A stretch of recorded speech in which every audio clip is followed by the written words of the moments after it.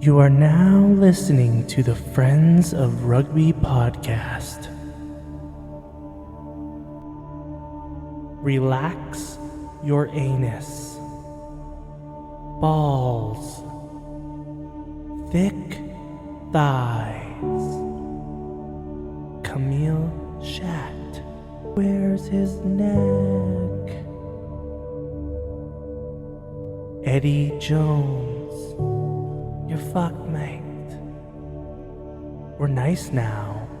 3, 2, 1, and hello, you're listening to the Friends of Rugby podcast. Dun, dun, dun. James Haskell's new girlfriend Who is exposed. she? Why is that?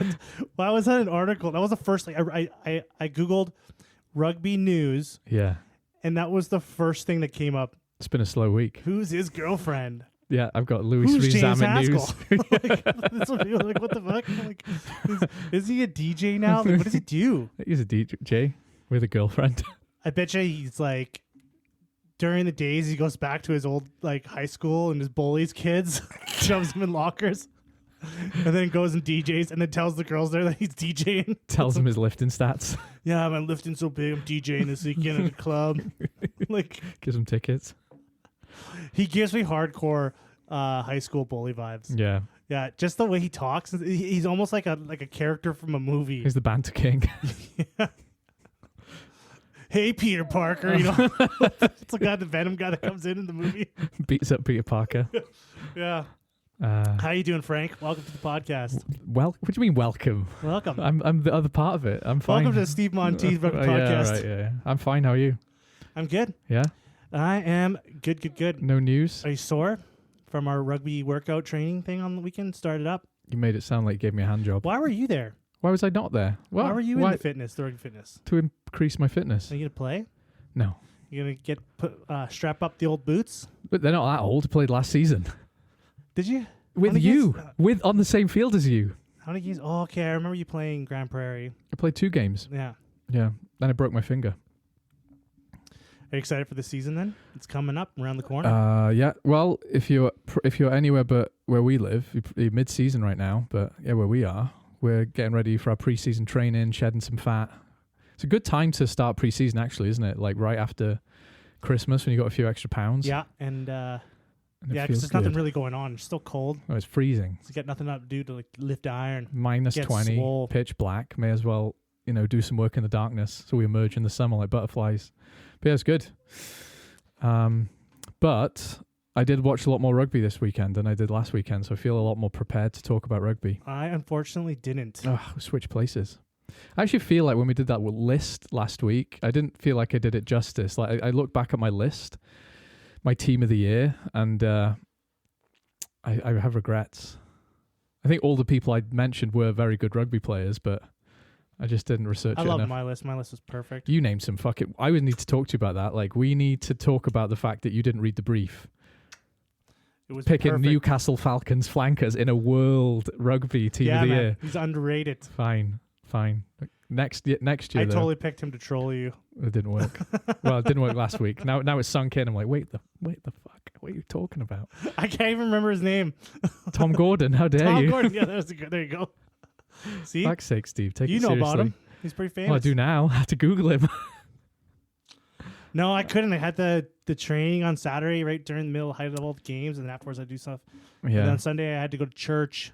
Yeah, you did, eh? I had to go to a baptism. Did you confess?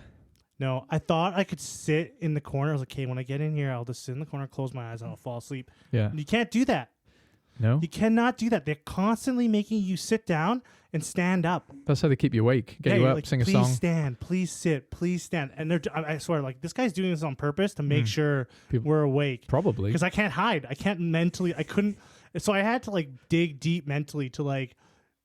I was suffering a little bit. I was just like, oh my god, how long is this going to be? Like, is this going to be forever? Will I ever get out of here? Next time you go, take some crutches. No, And then no one's going to force you. Everyone's going to feel really weird if they ask you to stand up and you'll be like, can't. Yeah, because I thought I could, and then I was kind of, the pews are kind of wide, so I couldn't go on my phone because everyone was going to be looking at me. So then I went on to my watch.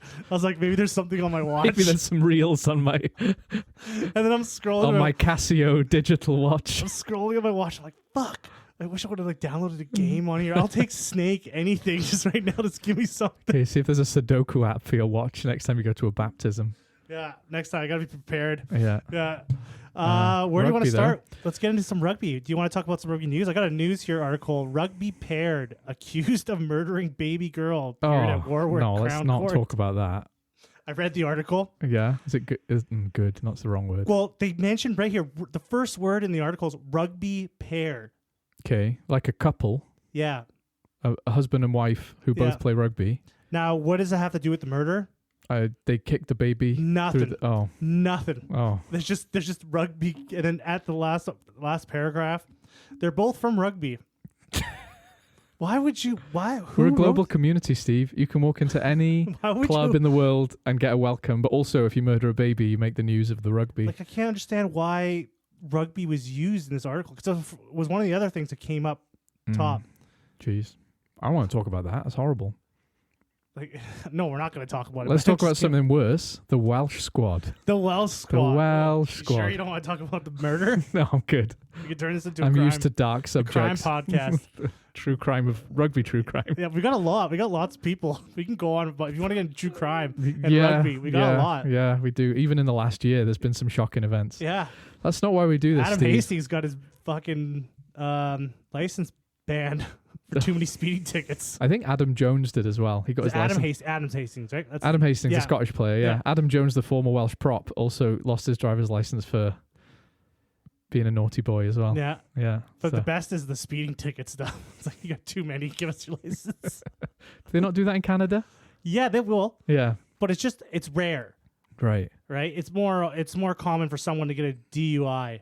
It's actually quite common more common in the UK because you only need to like get caught speeding 3 times, I think. Then they'll take your license off you for a year or something like that. I haven't lived there in 10 years, but I seem to remember it was pretty. They just care about life more over there. Yeah, there's not as much freedom, but there's a lot less accidents. But anyways, Anyway. let's talk about the Welsh squad. Now I don't want to. The Welsh boys. Okay, so I want your thoughts. I'm going to give you some thoughts. Warren Gatland was asked on Scrum 5, the BBC Sports Rugby podcast. Mhm. It was kind of funny. Someone asked, I think it was Ross Harris asked him, can you win the Six Nations? No coach in the history of the Six Nations is going to say no, obviously. So I don't expect him to say no, right? But the pause between being asked and answering, like, oh, it was cringy. Can you win the Six Nations? And he had to go, ugh. Like you could see the gears grinding in his brain, and one of those gears was like, never tell a lie. But eventually he said, yeah, we can win it. He had to dig deep. He had to win it. He's Yeah. like, here I go. Oh, that's awful. You know, in the days when Wales were decent, and even when we weren't that good, you could put a tenner on Wales to win a Grand Slam. And even when we weren't playing well, like we could win a Six Nations, right? Just because we had strong players, belief, really cohesive squad. You talked to Warren Gatland in 2019. Yeah. You look him in the face. You look him right in the eyes, Yeah. and you say, "Can Wales win the Rugby World Cup?" Yeah. Boom. He would say yes. Oh, yeah. He would 100% believe he could. Because we nearly did. I mean, we were 3 points away from beating South Africa in a semi-final. We would have beaten England in a final. Say what you want. We would That have was beaten the England in a perfect final. storm for Wales that year. Yeah. It just had to get past South Africa. Yeah. Yeah. The pure, like, grindy hatred would have seen us through that final. We could have had the janitor playing, you know? But now, like, that's how far we've fallen, that we've eroded our bedrock, right? Like, there's no self-belief there anymore. And he knows that. Yeah, when the coach, he's already gearing up for disappointment. Yeah. And he's self-aware enough. He talked about that, right? He talked about the fact that it's his job to make the team believe that they can win. How is this squad compared to the November squad? Another thing about Gatland is he always pisses people off with his selections. In fact, name a team that the fans aren't losing their mind about. Like England always have the same problem. Everyone's always going, oh, Zach Mercer, including me, right? I'm always like, where is Zach Mercer? I feel like when it comes to the England team, there's like a global consensus on who should be in the team, and then it's like Borthwick. But it's not like there's never like Borthwick doesn't pick a team, and then the majority of the people are like, yeah, that's the team to go with. Yeah. Right? There's always a handful of players where everyone unanimously is saying, what the fuck are you thinking? Like, why isn't this guy in here? Yeah. Now I say it is more of an England and Wales thing, because I think about Ireland, like you pick Leinster and you'll be fine, because that is this is a tried and tested squad. Scotland haven't got the depth to make too many controversial calls, you know. Italy, same problem, not enough depth to kind of piss too many people off. And I think with France, they probably have some headaches, but the like their X Factor players, like no one's arguing if you pick Dupont, no one's arguing if you pick Entermac, etc. You know, there's so many guys who pick themselves. So with Wales, I think we're still in a situation where there's so many unknowns. The big problem for us is we have a lot of players in England who are actually on really good form. So you know, to get into it a bit, the players who are omitted that are shocking, Max Llewellyn of Gloucester, who could be one of the best centres in the Prem at the minute. He omitted Rio Dyer. Yeah, his form fell off a bit, and he can't pass from his left hand, and it's kind of funny to watch him try. But he's still a really good winger. Do you know what I mean? And he's like played enough games for Wales now where you think, let's have some consistency and give him his chances, you know? And the other omissions, who else did he not pick? I think that's the two that like obviously Rhys Carey. Rhys Carey, yeah. It's Rhys Carey, yeah. He's done. Hates him. He's done. I like Rhys Carey. He's like Saracens' best prop. He got fat shamed by Gatland, and he's never coming back, and that's the end of the story, right? Like, and that was a shitty situation, and I want him back, but I'm not surprised he's not in the squad. Do you know what I mean? Sam Parry is back after he had a fallout with Gatland, refused to carry a tackle bag, and then Gatland said something like, I don't hold a grudge. I've read his autobiography. He holds a fucking grudge. He holds some fucking grudges. So we're just desperate for hookers, right? So because we're missing Dewi Lake, who is one of the only Welsh guys you'd actually take on a Lions tour. So he's injured right now. Yeah, he's injured. It's a big loss. Ryan Elias, nobody likes him, but you know he's played enough Wales games. You pick him because we haven't got any many hookers. So Sam Parry comes back in. Sam Costello got injured against Gloucester. So who's the 10? This is actually the good news. So Dan Edwards of the Ospreys is actually fucking good, right? And it's strange. Has he played for Wales? No, he's uncapped. Oh. But here's the crazy thing. He didn't pick Anscombe, which is another shock omission. Anscombe's injured, isn't he? He's injured, but it's not a long-term thing, and he could have put him in the squad. Every time he plays, he goes off injured. He's never not injured. Yeah. Yeah, so like he's like Reece Patchell. He's made of glass. Like, he lasts 20 minutes, and they're both good. But he's like Lee Halfpenny. Yeah. He's like, oh, Lee Halfpenny's back. I'm like, guarantee he's going to get injured in warm-up. He got injured in warm-up. Like, how many times? There must be a handful of times where I'm watching, he's on the game sheet. Yeah. He's on the team sheet. Yeah. And then during warm-up, he's fucking toast. Yeah. He's gone. That's definitely a later in career thing. Yes. But, definitely last couple of years. We should make a World 15 of made of glass dudes featuring Manu Tuolangi as captain. But yeah, other than that, it's a bit of a weird squad. And I saw on Reddit a list of injured and unselected Welsh players, and some guys were like, that would probably beat the selected team. It's not, it's a bit dramatic, but they're still pretty good, So what's going on there? It's the 25 cap eligibility rule is playing into it. The guys playing in England, even though they're eligible, they just don't get a look in because we should be picking players who play at home, but it is hamstringing us, actually. We need to accept we're more where Scotland are, right? Like, a lot of our guys who play not in Wales are playing really good, and that's why they left Wales, because they get paid more money because they're in demand. And Scotland recognise that, so they pick guys like Finn Russell. Why would you not pick Finn Russell, right? Why would you not pick Max Llewellyn, right? Guys that look at Harlequins now, we've got 110 in the squad, Dan Edwards, who's uncapped. That's the only 10 in the squad. There are no others. So you look at Jared Evans at Harlequins, who's basically keeping Marcus Smith out of his jersey in some games. Mm-hmm. Callum Sheedy came back home, but he's not on form. Oh, I was so excited. Yeah, about me too, that. man. I was. Him and Tynus De Beer, like, just like high-fiving each other, Top Gun high five as they sub off. But yeah, no, it's not happening. So yeah, other than that, I don't know what else to say really. Like it's a pretty good squad, but there's a lot of factors, and some of them I agree with, some of them are out of our control, some of them are just Gatland being weird. But yeah, there's some strange selections in there. I really wanted tonight when we were recording the podcast to go over all the squads, Yeah, but Wales were like the only one to announce theirs. yeah. This is a team. Thanks. Yeah, he loves Where's a good. everyone else? He loves a pump and dump. What are these other guys waiting for? They already know. They know. Like, what were they waiting? They're probably waiting for these games to end. Yeah, Champions Cup rounds to see who's injured, I guess. Yeah, Yeah, I was just sad. yeah. We didn't even pick a big squad either. I think it was only like 30 or something. I wonder how much pressure Gatland gets from the higher ups when he's picking his team.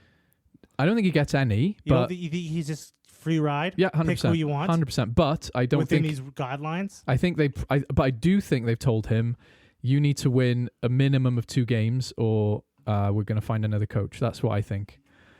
That's just pure speculation. Yes, it is pure speculation, but it's based on the fact that Abby Tierney, our chief CEO, said in an interview on Scrum 5 recently, I had a conversation with him, and we expect you to achieve something in the Six Nations. She didn't say exactly what, but she made it quite clear that if he doesn't perform in the Six Nations, he's gone. I feel like a coaching change is needed so much just to bring some new life. Yeah, Not that Gatland's a bad coach. yeah. Just to switch, I think it's needed so much. Like, if he does achieve something in the Six Nations, it might actually be a bad thing. Yeah, I kind of agree. Like, yeah, if short they of- have a huge win, you're like, Yeah. yeah, okay, he's staying. Yeah. It's like, do we really want that? We're Is a- that what we really We're want? a bunch of morons in Wales, though. All he's got to do is beat England, and we'll be like, come back, brother. Welcome home. Oh, yeah. Everything will be last year. Everything's forgiven. The last, 12 games will be completely forgotten. Yeah, everything will be forgotten. And we could Yeah. lose another 12 games. But remember when we beat England that one time? Like, That's how Gregor Townsend keeps his job. yeah.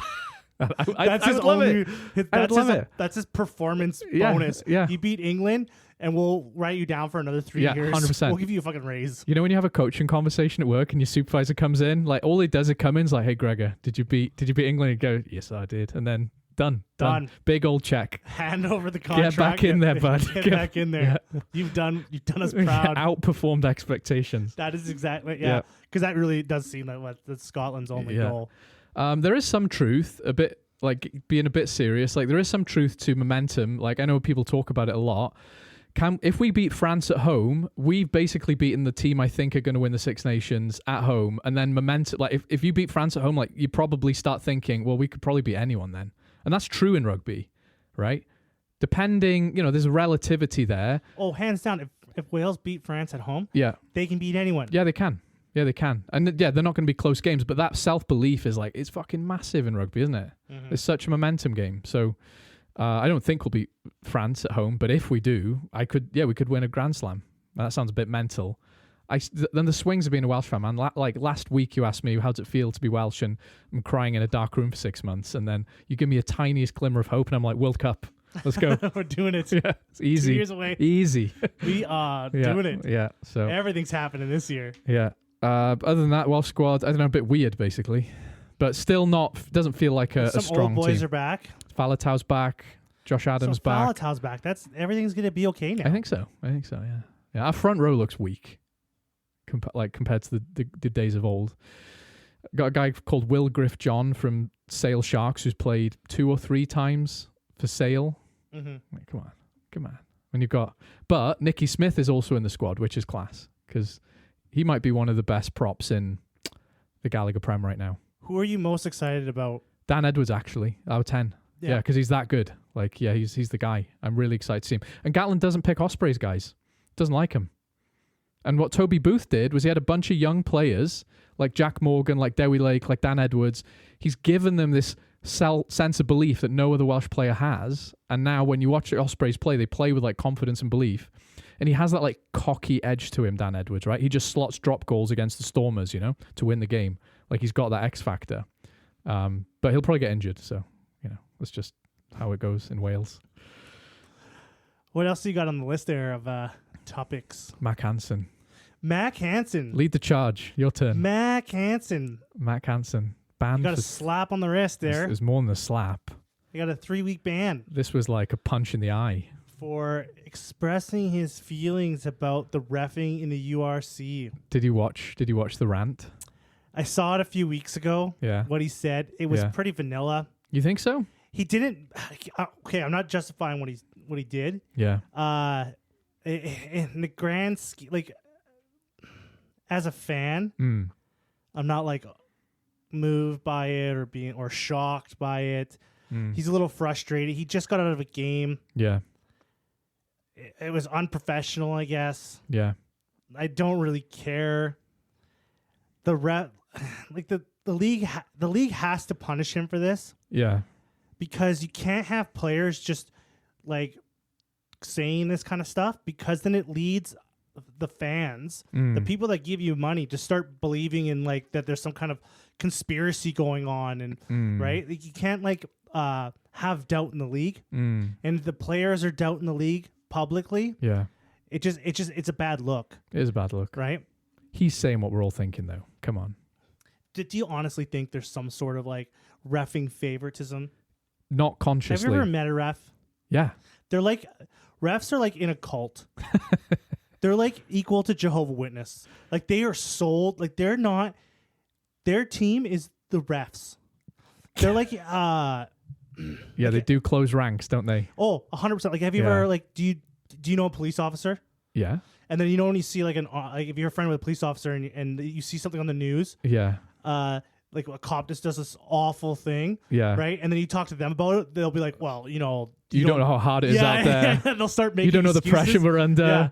Yeah, like, Yeah. I know Yeah. what you're talking about. yeah. So like that's exactly like refs are exactly like that. They are actually. Yeah, they will. They're not.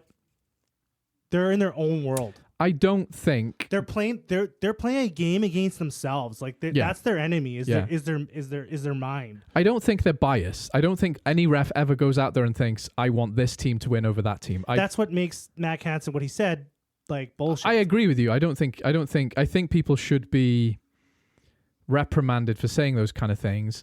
But if you contrast it to a dangerous on-field action, like someone punching somebody or saying something really fucked up that warrants a 6 to 8 week ban, him having a rant after the game about he's frustrated about the standard of refereeing isn't in the same fucking league to me as violent on-field conduct. So 6 weeks to 3 weeks, I give him a week. I'd say a week ban. And because that's all you need to go. He's got to do like 12 different things. He's got to do he's got to take a course. Yeah. He's got to do an apology. I think he has to even do a presentation. Yeah. Like he has to do a bunch of things to get it from 6 weeks to 3 weeks. Yeah. He's got to do like community service and an orange jumpsuit. There's a laundry list. Yeah, it did seem like egregious. And I get it from their point of view, right? It's like, okay, this is a really shit analogy. I'm not even going to make it. Never mind. It's going to confuse and upset people. But like, oh, that's part of like, let's do that. Okay, so you know this guy Luigi Mangianoni who shot that CEO. Oh, you're getting real dark deep. I didn't know you were gonna go that far. Yeah, exactly. let me check my stupid brain. I don't even want to go there with a 10-foot pole. Let's not go there. I didn't know you were gonna go there. Yeah, fucking don't egg me on then. It wasn't even what you're thinking either. It wasn't even what you're thinking. Yeah, okay. All I'm saying is, if there's an institution that needs to make an example, you murder a CEO. Jesus what? Christ. No. Oh, sorry. For the record, murdering people's fucked up, right? Okay. I don't want people to murder Unless fucking it's a anybody. CEO, No, where are you fucking going don't with this? fucking Okay. murder people. Okay. Yeah, But if it's nice CEO, motive, still murder, right? Point winking. is, I'm winking at you. don't say the wink. Oh, sorry. Don't say the wink. Sorry. Fuck. Point is like, I understand it's a shit analogy, like I said, but like if an institution has to protect itself, it has to come down hard on. It has to make an example, I guess. Like, yeah, you gotta. Like I said, you have to keep the image of the league. Yeah. Is like together, like they got their shit together. Because if you have players speaking out like that all the time, the fans will start having doubt in the league. Yeah. And you don't want that you don't want that for your product. We all watched that Rugby Pass documentary where the referees were getting abused, and it was like I'm like I've got a jokey tone, but it was actually fucked up. But like it did actually emotionally move me to be like, let's think about that. They did a live aid for refs basically, and it fucking worked, right? Like I was like, oh yeah, shit. People have had to resign over this. People's children and wives have been like threatened with violence in private messages. That's fucking horrible, right? So yeah, we do need to make sure like the referees are protected. Because another thing is, who the fuck wants to be a referee? right? We already don't have enough good referees because who the fuck wants abuse all the time? Yeah, because when you see these guys, they're like obsessed with having such a good performance. Yeah. Making the right calls. Yeah. They're like they're doing the oddest things to practice. Yeah. They're like It's a lonely job, right? The obsession they have with putting out a good game. Yeah. Is huge. It is huge. Right? Yeah. And they're constantly in competition with their peers. Yeah, they are. Right? And they also have to have their peers back. It's a weird situation, so right? You have to have a good enough game where you're going to get chosen again. Yeah. And you want to impress the other refs. Yeah. Right? And if you have a bad game, that guy you really respect is taking your job. Mm-hmm. You know? So I when you said they are like police and that they close, it's so true. Mm-hmm. And the thing is, like, imagine you get picked to referee the World Cup final. You don't get to lift the World Cup and say, look what I won. The best outcome is nobody talks about you. Nobody says a word about you. That is the best thing that could happen on that day. Right? And someone a week later goes, oh, he put in a good performance as a ref. You know what they should do when Mac Hansen had that rant? Yeah. During the press conference, make him watch that documentary. No, make the ref come out with a mic. Well, like WWE, like wrestling style. Well, actually, Mac, and then just start spitting. Like, give him a chance to rebuttal. Make him rap battle a ref. Yeah, just like make him have, give the ref a chance. The ref's not gonna come on the mic after the game. No, and spill his piece. They don't have, and that's the thing. They're not allowed to defend themselves, are they? Because they have to be squeaky clean, say the right thing all the time. So a ref isn't going to come out on social media and be like, actually, mate, this is what it's like, because they'll lose their fucking job if they do shit like that, right? And also, the league wants to protect, like, quality refs. They do. If refs are getting attacked all the time and they're quitting, like good refs, you don't want that. Then you're gonna lead you to, if they have a high turnover, you're gonna have shittier rugby. Yeah. Something that happened in rugby here this summer. There's a young guy I know who started reffing. And he reffed a lot of games, and he's a young guy, like he's a teenager, right? He reffed a lot of games, and he's brand new, and he's not the best ref because he's still learning. Mm-hmm. And you had groups of grown men and women, because he reffed men and women's games, abusing him. Straight up abusing him, right? And like the look on his face after some of those games, I'm thinking, if you stay, like, good for you, but I fucking wouldn't. Why would you put up with that, right? You're trying your best. Yeah, like people have a hard time realizing that, like, these refs, they're not rugby players. No. Like, you're swearing, hitting, punching each other on the field, whatever. Yeah. It's a high energy, violent game. You're being violent towards the other team. Yeah. And you get kind of confused that the ref is not one of those guys. Yeah. Yeah. They're not one of those people. Like, they're not rugby players. Yeah. Yeah. They're doing a job. That this is something that they enjoy doing. Yeah. See, and thankfully, because especially here, at grassroots level, these guys are really doing it for the love of the game. Because they're not getting paid a lot. No. Like, not even a lot. $20 a game. Yeah, maybe? yeah. So, like, you need to, like, be thankful that person's willing to take their time to do this for you. So. And maybe they made a couple of wrong decisions, but this is amateur rugby. You play because you're hopefully enjoying it. I get it. It's competitive. My favorite ref in Edmonton, he misses everything. He's like the worst ref. But he's a good guy. He's a good dude, though. He's a good dude. Yeah. But I really like him. But sometimes he'll make a bunch of calls I hate. Yeah. And but without him, there's no game. No. And I know who you're talking about, and I like him. Mac Hansen. The thing is, I know you're upset with Leinster, but you need to be a better cheater. Hands down. Cheating in rugby is encouraged. It's encouraged. In all but words, right? It's part of the game. The players are constantly trying to get the most they can out of the rules. Yeah, often by reading the ref. Yes. What can I get away with this ref? Like the notorious, like the All Blacks are just notorious for like are being known, like, well, not being known, but being like called cheaters. Yeah. Yeah. Right? Like, we always like bitch about how the refs don't like call them. They don't get enough calls. Yeah. It's not the refs are being biased. Yeah. They're just fucking really good. Yeah. At playing at the edge of the rules of rugby. And if you notice when the All Blacks don't play well, watch people comment on their discipline, right? Because you're either really undisciplined or you're winning. Yeah. You know what I mean? I think, and like with the like the TMO, and now there's like so many more eyes on the game. Like the All Blacks are getting called more because they can't do the hidden dark art shit anymore. Yeah. As much. Yeah. But just the same as everyone else, I think. But they're still super good at it. And Leinster, just like their players are good at getting away with shit. Oh, they lay all over that ruck. So does everyone else. They just do it better, right? They even know when it's properly time to take a penalty. You know what? I'm just going to do this because I'm going to stop this play. Yeah. I've actually seen players in interviews recently talking about when they would prefer to take a penalty over another situation, right?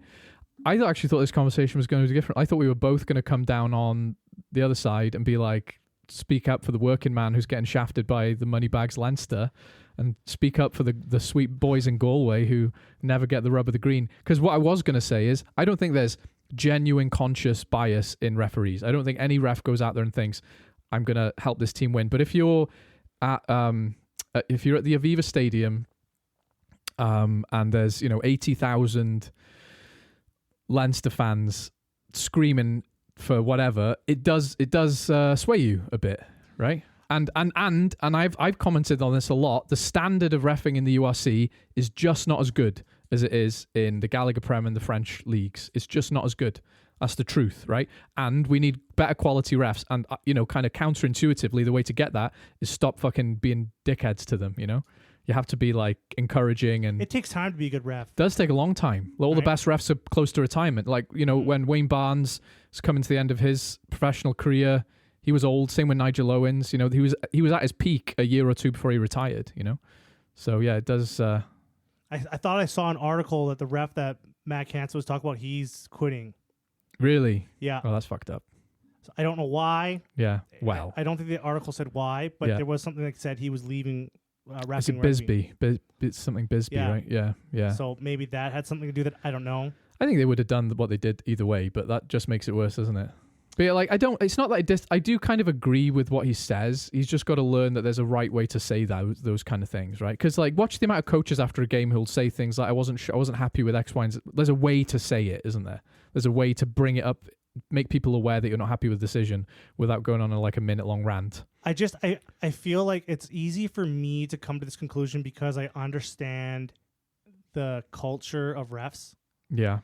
Like who these people are. So I understand it. Yeah. So that's why there's no conspiracy to favor big clubs. No, there isn't.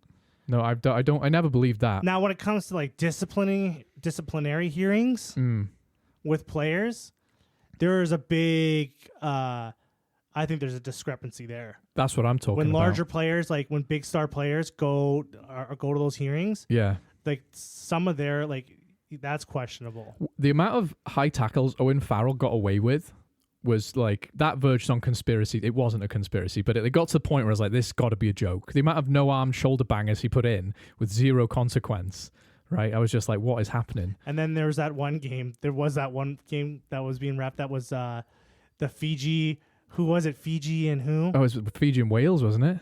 And then the Fiji player, the Wales guy, got away with it. It was exactly the same thing. One was a red, one was a yellow. Yeah, I was like, what? We just witnessed a racism, didn't we? Was that a racism? Did we see this? We saw it live. Yeah, it was basically the same movement, wasn't it? But Matt Hansen's got 3-week ban. I don't think he's not going to miss any Six Nations. No. So no, I guess not. This next time, and it's players get emotional. Yeah. I've had games where I was so mad I wanted to walk off the pitch. I've seen you do that. I've literally seen this season you did that. I did do that actually. I got so fired up. I was so mad at the call. I just left the game. I don't even want to play in this game anymore. Got in your car. Yeah. I just walked off. Yeah. I was like, I don't want to play. Someone else go on. Yeah. I'm because you're not thinking straight. Yeah. Rugby is one of those games as well where it's like compound errors. So if you feel like a decision went against you, another decision will go against you pretty soon after that because you're pissed off, and it just gets worse. It's one of those sports where if you don't control your temper, you've lost, right? Because it just gets worse and worse and worse. And the referee has got his eye on you because he thinks you did something wrong. So if you act like a prick, it's going to get worse, right? I don't know if there's any debriefing, when Matt Hansen goes out to those press conferences, when those players go out there, there's no one there but okay. Yeah. they're gonna ask you this. Like, there's no one briefing them beforehand. Well, I think they have media training, but not like every single game, right? Like they There probably should have be a someone meeting there to be at like, the "Hey, start of the season, being like, if you say you this, good?" this is what's going to happen to you, right? But like, you know, a lot of people say things like the rugby guys are like they're kind of boring because they're so media trained, and I agree with that. But I don't mean it in the sense that they should start slagging people off. I mean, you can talk about your Lego collection instead of the result of the game if you want for a laugh, you know. Doesn't mean like have a go at people. Having said all that, like I don't disagree with everything he said, and I sympathize with him. Not having I actually don't feel any like animosity to him. I think fair enough, he was pissed off and he wanted to say something. It's just one of those situations where it's like, now you kind of have to make an example here, don't you? You have to go like, yeah, we need to do something because, like you said, otherwise all the fans are going to think that's true, you know. Especially in a time like now, when someone with any kind of like influence, like a player, like anyone famous says something, there's just an army of people behind them that will just take them word for word for whatever they say. There's like 1,000 anonymous lunatics just backing you up. There's a ref conspiracy. Like that's it. That's all they need. They don't need anything else. Yeah. And that's it. So you want to you want to keep that kind of stuff in a tight box. So you don't want that. Yeah. If a K-pop band came out and criticized rugby referees, they wouldn't get a ban. K-pop fans on Twitter. Do you know what I'm talking about? Yes, I do. They would just, they would crucify anyone who dared give a K-pop band a rugby ban. That's what would happen. Anyway, Mac Hansen, naughty boy. Naughty boy. What else do you got going on there? What else happened in the rugby world? We're going to talk about... This is the Frank show today. You got it all... I was hoping you would take the fucking reins. You got it all figured out. Well, I was going to talk about Wales. I always take the reins. No, I do. No, you don't. Yeah, I do. I was hoping your turn was Mac Hansen, so now it's your turn again to talk about Iona Meyer. You brought up you wanted to talk about her. Yeah, but you're going to do it. You're going to do the talking. I'm just setting you up. I'm teeing you up. Iona Meyer, go. Well, she had her first start for Bristol Bears. She did. Played well. Sold a lot of tickets. That's what we're going to talk about. She's a ticket seller. Ticket seller. She's a ticket seller on TikTok. Tickets on TikTok. Anyone want to come say Bristol? I've had people ask me because she shows up so much on social media. Yeah. And people know that I'm a rugby guy. I've had people text me like, "Who is this girl? Like, who is she? Like, why does she keep popping up on my news feed?" There you go. That's what I'm talking about. I didn't really have that much answers. Going. I was like, "She's an Olympian." Yeah. Is she good at rugby? I'm like, I'm pretty sure she's an Olympian. She's big and fucking strong. What is she? Did the USA win bronze? I think she's a bronze medalist. I can't remember. Didn't they? I thought they went gold. No, I can't remember. I don't like sevens. No, I don't like. I don't pay attention to sevens at all either. No. So people were asking me about her, and I don't like. I just like not a sevens guy. Yeah, it already pisses me off that they mix the sevens with the rugby awards. Oh, me and too. Shit. A lot of YouTubers and stuff I like do that. They'll include sevens players in their awards. I'm like, it's a different game. Like, and you're like, they've just deliberately set up sevens as a way to lure people into regular rugby. That's fine. But I get the same thing. I'll get people saying to me, "Oh, I watched the sevens in the Olympics. What does this mean?" And I'm like, just shut the fuck up. It's gross sevens. It's nearly as bad as league. Like, leave me alone. But that, I'm gatekeeping rugby, aren't I? And I shouldn't be. But I think there was a little bit of drama when she joined Bristol Bears. Yeah. Because they thought they were just giving her a shot because of her like 3.3 million followers. Yeah. But she's also an Olympian. Yeah, she's a really good athlete. She's a really good athlete. Whatever you say and do, right? If she's there is a lot of sevens players that have transitioned into 15s. Yeah, yeah. A notable one, Hugo Keenan. Yeah, Justin Tipperick. Yes. Quagga Smith. Mm-hmm. Yeah, these aren't small names. Isn't Jasper Visa? Didn't he come from the sevens? Might have done. I don't know. No, it was who's the guy with the fucked up face with the big fucking honking nose? Quagga Smith. Quagga Smith, yes. You already said okay. Sorry. Yeah, I mean Justin Tipperick also fits in the nose category, I guess. True. Yeah. But yeah, so the other thing I was going to say about it, I saw a thing about ticket sales. I think the Bristol game was I think it was 9,000 attended, and I think they asked people like a survey, have you ever about half of the people from that 9,000 said they'd never been to a rugby game before. And they just went because of her. Unless there's another reason, which I can't see, right? 5,000 people don't just show up on a random weekend, do they? That's good news. It's excellent news. Yeah, you want to see just she's already paid her dividends. Like, just She's paying sign a her. salary herself. Yeah, and she's good. She had a good game. She had her first start. Yeah. She could be bad at rugby and still be worth the money. That's how important that is. But I watched the highlights of that game, and she's really good at rugby, so we're fine. She's just got the body type, the strength. She's just strong as fuck. Yeah, like people she's just a hanging strong off big her. girl, yeah. There was people that took like 3 girls to bring her down. Like she's strong as fuck. You know? she's got genetics on her side for sure. Yeah. In that department, and Yeah. she's good. That's just good rugby news. You want more eyes on rugby, Yeah. Not sevens. not sevens, no, or league. Yeah. But that's what you want, Yeah. and it's perfect. Yeah, and I think like the English Prem, the women's English Prem, is already like it was already doing pretty well. If you look at some of the results, they're pretty lopsided. But like in terms of attendance, and in the last couple of years, the final has actually been competitive.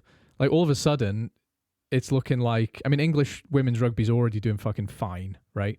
Like they're winning. Like there's not even a team that comes close unless it's France or New Zealand on a good day. And it's almost like surprising they didn't win the World Cup the last time to me. And I think no one's going to touch them for a while now. But like English women's rugby's in a good place. And I don't like it when people are like, oh, but it detracts from X, Y, and Z. It's like more rugby is good rugby, right? More people watching rugby, playing rugby is good for rugby overall. This isn't like a zero-sum game. There isn't a limited amount of rugby. You know what I mean? Like we can share the rugby watching. You know what I mean? So yeah, definitely a good thing for me. Also, half the population are women. Really? So like, wouldn't you want to have like a product for them too? Yeah. Like a product like just specifically, for them Yeah. to enjoy. Yeah. So for those 5,000 people who went to watch that game, probably didn't go watch the Bristol Bears, did they? So the men's, or they did. I don't fucking know, but Well, it's good. I think it's a good. And all the rugby stories we hear. This is and a all nice the one. bullshit. It's nice. Nice to It have is a nice like one. a happy ending It story. is. Yeah, we've had 2 bad ones and 1 good one. So should we look at some results? Yeah, let's go over the results. Let's not just like go over game by game by game, but let's like go like We're just gonna vibe the results. let's vibe the results. Okay. What were you vibing? Glasgow. Glasgow. The Glasgow boys. Glasgow. Actually, did I watched most of this game? Did you?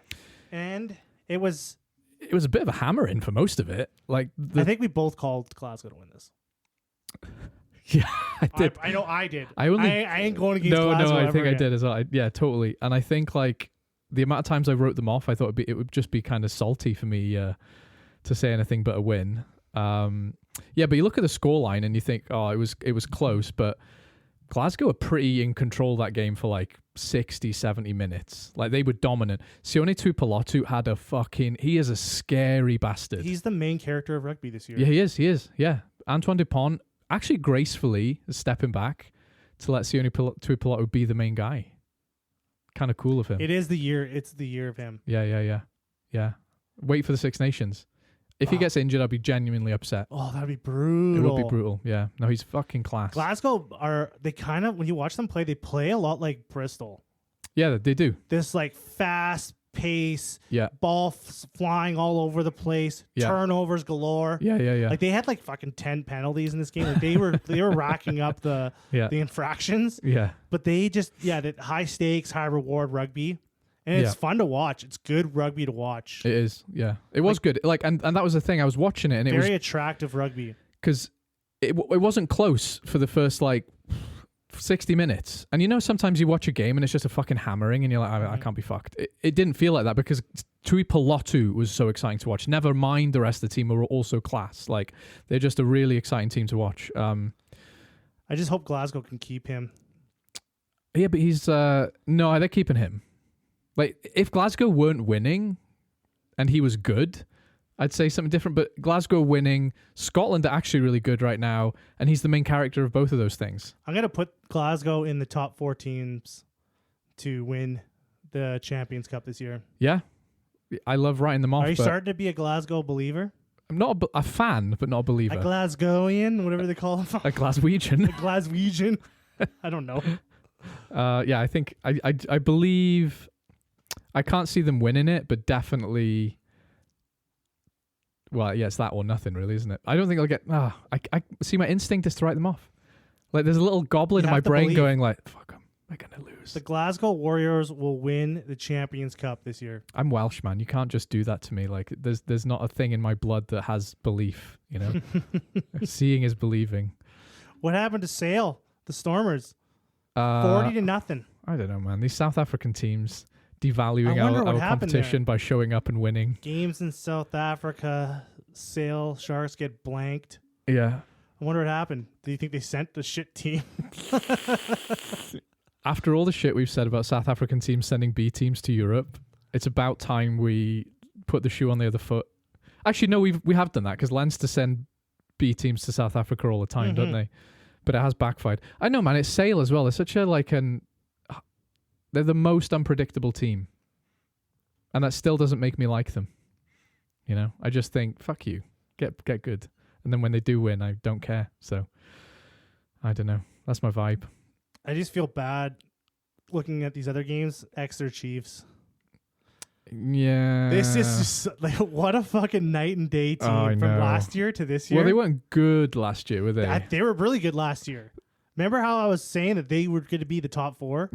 Yeah. I thought they were the team. I thought they were going to be the team to beat. And then this year, I was for sure convinced all year they were going to be the team to beat. You bought into their rebuild, didn't you? I did because it looked really good. Their team's young. It is they have young. all the right pieces. Their team, they got these big boys. Yeah. I'm like, this is the future of the Prem. This is not the future of the Prem. Exeter Chiefs 17, Bordeaux 69. 69. 69 them. 60. Okay, but Bordeaux could win the Champions Cup, right? Easily. Yeah, definitely. So like they're more Toulouse best team in Europe right now, I think. So Exeter having a shit season. Is it somewhere in the middle? Now Exeter are just shit though, aren't they? They just haven't got any money either. They just haven't got any money. Well, I heard they're like looking at Tom Hooper from Australia. Rumors of that. Oh, okay. Gonna poach some big boy. All right. Big flanker there. They do kind of need a bit of an X Factor guy, actually. Because, they've got a lot of young, exciting guys, but they just don't have an exciting I was just signing. so sold. I was like, man, they got these young guys. Yeah. They lost a bunch of guys. The salary cap was lowered. Yeah. And then they really invested in these young players, and I thought they performed really well last Because they year. were performing well So for a I bit. only thought the sky was the limit for them. Yeah. It's hard to take, isn't it? I like Exeter. Like my auntie lives in Exeter. Half the Welsh squad's over there, so I want them to win. But I think the most significant game in the weekend, Toulouse Sharks, is Antoine Dupont. Actually, no, this was the most significant game of the weekend. Antoine Yeah, Dupont it was. left. He left the Northern Hemisphere. He left the comfort of the Northern Hemisphere to go play in South Africa. Because he's gotten a lot of criticism for not playing outside of the Northern Hemisphere. Yeah, it's not like he chooses that, though, is it? It's not like the coach goes, "Hey, do you want to go and play in the World Cup in Japan?" He's like, "Not really. No, I'll so stay home." Finally went over there and they kind of spanked the Sharks. Yeah, this was most surprising game, wasn't it? Because like barring Etzebeth and who was the other guy? Is it Esterhuizen? I think so. That's pretty much a Springboks team. They had like 2 injuries. There were like 2 significant injuries, but Toulouse beat the Springboks is the headline, and did it pretty. They did it in a way which showed that they're an all-court team, right? Because when you think of Toulouse, you just think clinical attack, but they defended fucking very well. They were so physical, and they were smothered the Sharks. Toulouse and Bordeaux have some incredible defense. They do, they do. And that's what people talk about when they talk about Leinster. Like, Leinster's defense is actually, people don't talk about it, but it's really good. And it's like, if you're going to be the best team, you can't have a bad thing. Everything you do needs to be good, right? And Toulouse's defense was unreal, man. Yeah, to beat Sharks in South Africa when they're basically 2 players away from a Springboks side as well, that's a big win. I can't see anyone beating. I think Toulouse win the Champions Cup like comfortably. I think there's 4 teams that are going to come down to it because knockout stage games, they're different. They are different. So you can be a dominant team, and then when it comes to knockout game, or a championship game, in my eyes, almost everyone's equal at that point. So you're thinking Glasgow, Leinster, Bordeaux, and Toulouse. Is that possible? Because of the groups? I think it is. I don't know. I don't know either. We'll have to have a look. They all get in, don't they? They're all there now. Well, yeah, I think Ulster are going to get into the knockouts with 1 win. Because the thing about there's the round next weekend, I'm pretty sure, but the round, the group stage is pretty much over with now. It is. So It's decided, yeah. Yeah, it's pretty much just everyone decided. It's home and aways now, I isn't think it? there's only a handful of teams that are fighting for a spot, but Yeah. like next week's games are going to be like not very. There's going to be a lot of throwing in the kids Yeah. into a lot of games. Yeah, there is. And that's That's the only sad thing about this tournament. it is. Another Munster were able to kill the Saracens. I was actually surprised by that one. I was too. I thought they were going to lose this one. Yeah, me too. Yeah, good for them. Yeah, Good. they've just got some Champions Cup in their blood, don't they, the Munsters? They just know how to do. Tyburn just like came out. Yeah, man of the match. He just came out like he just went into Super Saiyan mode. He did. Yeah, he was all over the fucking place in that. It was a bit of the battle of the locks, wasn't it? Because like there was a big kind of rivalry. It was a big like exciting playoff between Itoje and Tyburn. I thought like It would have been awesome to be in Thomond Park that day. yeah, big Because Saracens crowd. are like the bad guys of rugby. Yeah, they are. They're like the villains, right? Yeah, they're So, like like- England refined. Yeah, and you come over there and then you lose, you beat them. Like, Yeah. that must have felt Yeah, so yeah, yeah. good for the Munster fans. Yeah, but that was a good night out, wasn't it? Oh yeah, Yeah. that would have been a good game to go to. Yeah, definitely. But I don't know what else to say about that. I'm surprised. It wasn't like a hammering either. Like, it was a pretty close game. But Saracens, like, they never fail to surprise me. Like, every time I think it's their time to fuck off, they're just like, hey, look who's here. No. Saracens in a Champions Cup final. But not this year. It's like the movie where like the camera's like zooming into this like grave, Yeah. and then the hand just pops Yeah. out of the dirt. It's the Saracens. It's the fucking Saracens. You know that movie It Follows? It's the Saracens. Like, you're trying to escape and have sex with people, so It Follows leaves you alone. But Saracens just won't leave you alone.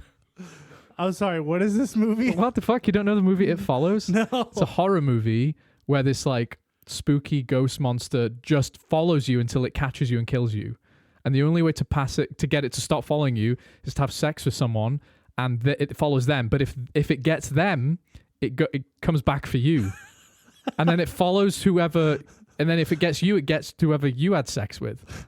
It's it's actually like a well-acclaimed horror film. How you're describing it, I Yeah. have no doubt that's how the guy that pitched the movie described it. And then the producers must have gave it an automatic green light. Yeah. There's They're three like, guys what? railing lines of coke off a table going, yeah, fucking yes. Yes. Fuck, what, sex? Fuck And you yeah. gotta like bang the person, but then the ghost follows that person you Yeah. bang. Yeah. Green light. How much money do you need? Let me write this check. Here's my checkbook. I'll give you 10 minutes. Yeah. It's like, Yeah. fuck. That's a great. Anyway, it's Saracens that It Hold on. Follows. Yeah. It follows. You don't like Watch. horror films? I love horror movies. You do? Yeah. Okay. Yeah, I love All right. watching horror All movies. right.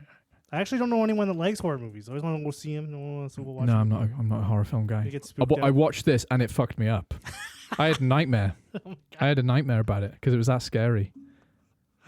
You're having like your dream, your like all-time dream sex dream. You're like, no, I can't do it. My Because I sleep don't wanna get paralysis dream Followed. is the It Follows demon in a Saracens kit. It stares at me. Stade Francais beat Northampton Saints. Northampton fucking let down. Let down Shit, boys. I think the new logo fucked them up. Leicester pumped Ulster. Just pumped them.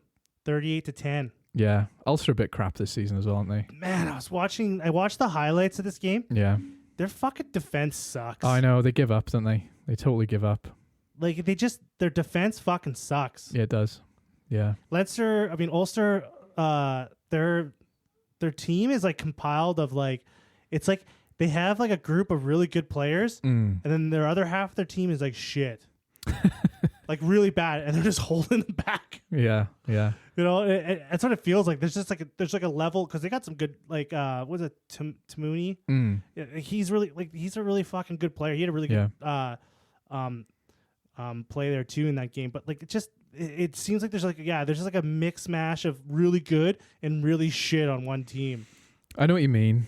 And sidebar, I'm hearing a lot of non-Leinster Irish fans starting to get fed up with They want the lack of distribution of resources from the they want a IRFU. star. They want a Geordie. They want a RG Snyman. Yeah, I heard a rumor about someone going to Munster. Someone big From Ulster from South Africa. going to Munster. Someone big. Wish I could remember now. Why would you even bring it up? You keep talking. I'm gonna find out.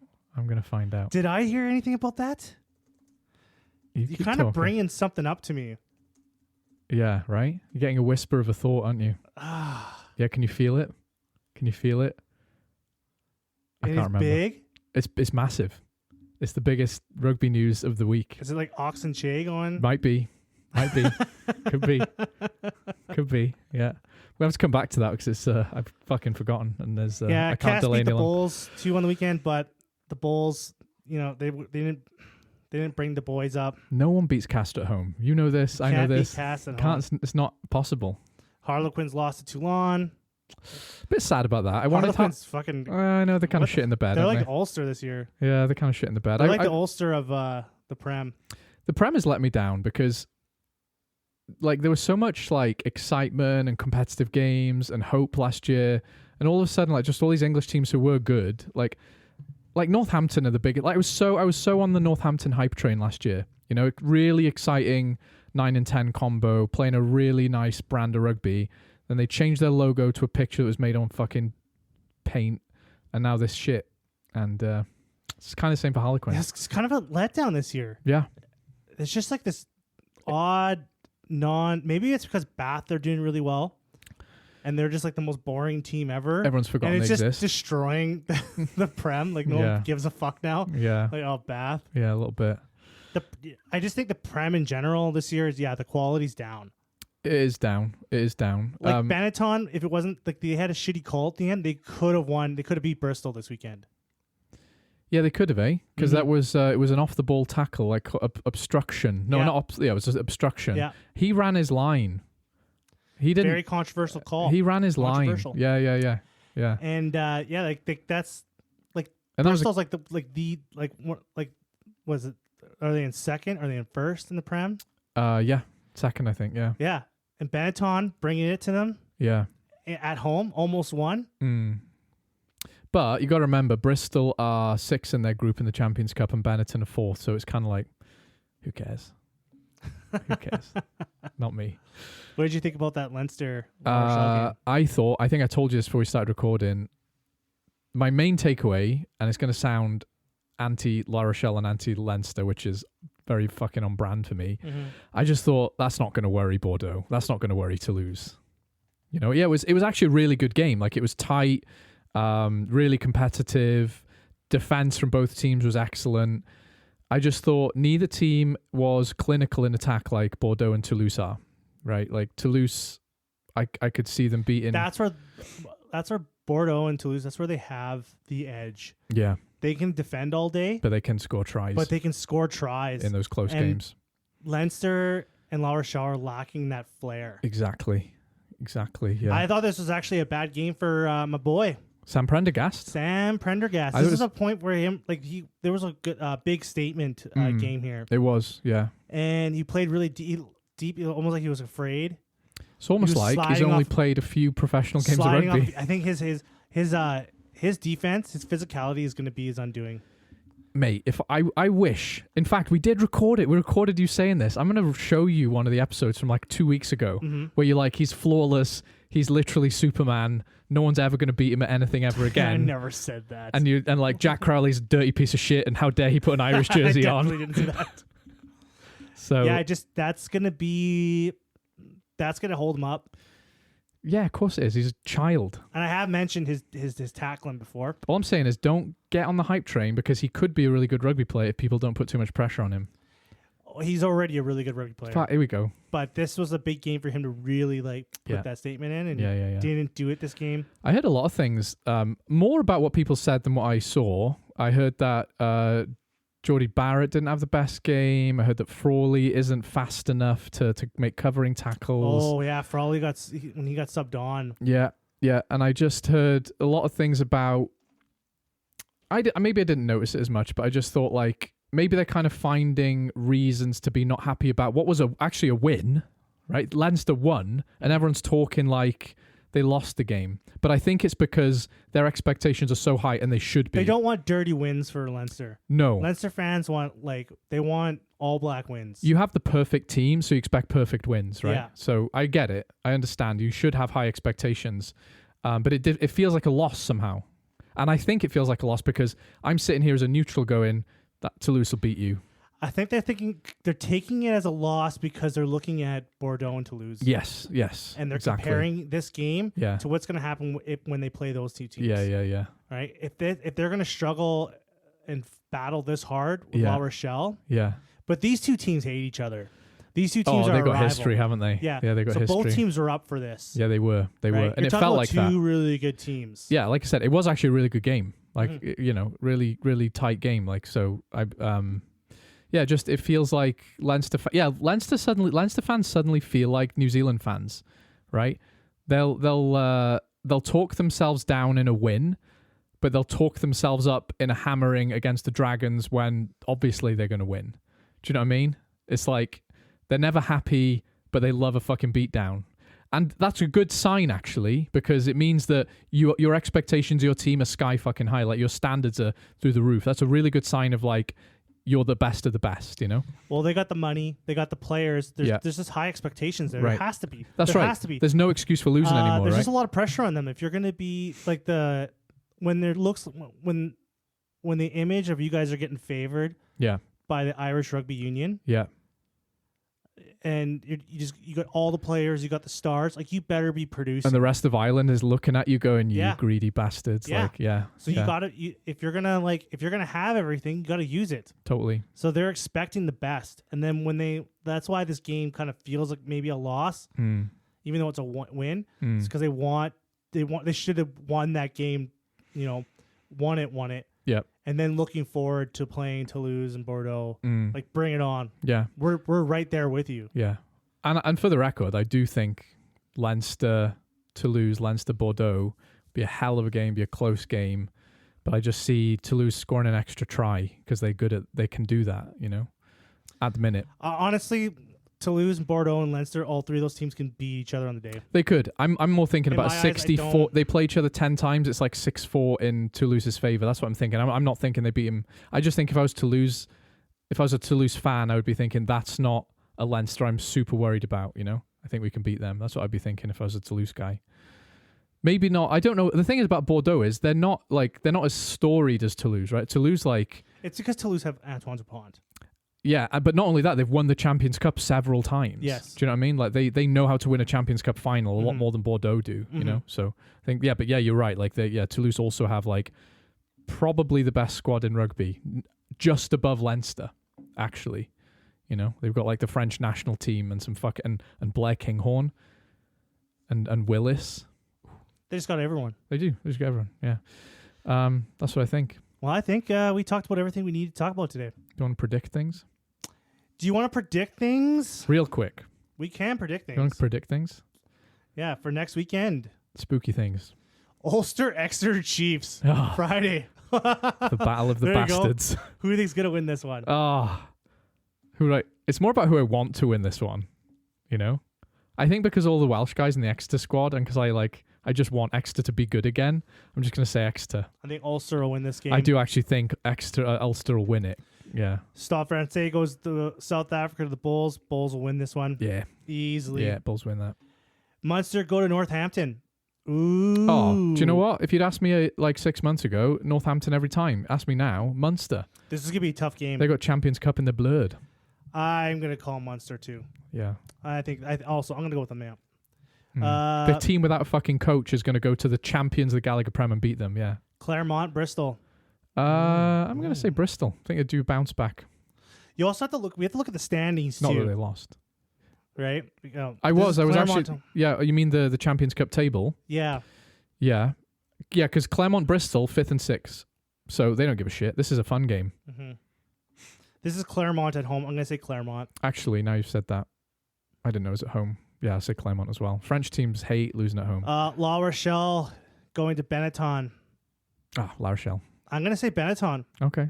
I don't know if La Rochelle is gonna put up a Well, full squad. Yeah, but if La Rochelle win, they could potentially leapfrog Leinster to get a home knockout game. So they have a good reason to win this game.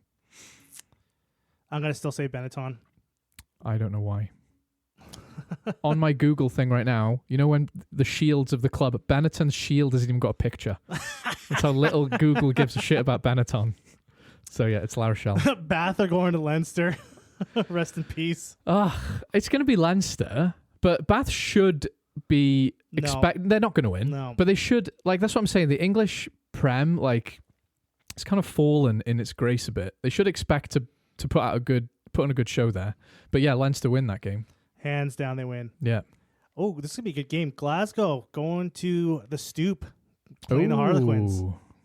That's like a battle of... They both play very similar styles of rugby, actually. I like that. I'm going to give Glasgow the nod for this one. I think... Didn't Glasgow knock Harlequins out last year? I think they did. I can't remember. I think they did. But yeah, I'm going to say Glasgow as well. Yep. Stormers going off to Racing 92. I think Stormers are going to... Stormers. No, I'm going to say Racing 92 in this one. I think Stormers are going to pull up a little I'm going to send a B B-boy team. squad, yeah. Yeah, fair enough. All right. Sunday, Sharks, same thing, going to Bordeaux. They're not going to send a full squad. Even if they did, I'd still say Bordeaux. I would love to see a full squad of Yeah, the this game. Springboks against Bordeaux. Yeah, I'd really like to that'd be see cool. this, No. but I don't think so. Yeah. We already know this one. Cast is playing away at Saracens, so automatically Saracens are going to win this game. Congratulations, Saracens, for playing an away French team and winning. Leicester versus Toulouse. Now, I think Leicester might actually go for this game. I think they'll go for it. To be fair to Leicester, win or lose, they don't ever not put up a fight, right? I think Michael Cheika will want to see his boys play against the top. He wants to see that dog now. I can see this being the game of the weekend. I think his pre-game speech is going to have a lot of tiger metaphor in it. Mm-hmm. You know, Eye of the Tiger's going to be playing in the background. He's going to be shadow boxing. Then he looks at the boys and goes, "You have to be like tigers out there today." But I think Toulouse are going to win. And the gas station loaf of bread game of the weekend, Sale versus Toulon. It's too long. It's too long. Toulon was game. This is going to be too long. This is the most unexciting game. Yeah. Like, you know, like the loaves of bread they sell. It's like Wonder Bread. It's like fucking like, you know, it could last in the shop for a month. Even if you have the South African Sharks in the same league as the Sale Sharks, even their name, it sounds, you literally sound like a discount version. Yeah. You are the Sale Sharks. Yeah. Like, you have to get a better name, guys. Yeah. The Sale Submarines. That will be the round. That'll be the last round of the Champions Cup. Yeah, please watch It Follows. Let us know what you think and how much does it mirror Saracens' progress as a rugby team. This episode has been sponsored by It Follows. The movie. To Returning bang to or cinemas. not to bang. Well, no, they don't know that when it happens. So you trick people. So does the person that's passing it on know? They Why do. are we even talking They about do. That's the opening scene. They know and they pass it to you. this? Okay. All All right, bye. friends. Have a good one. Bye. See ya.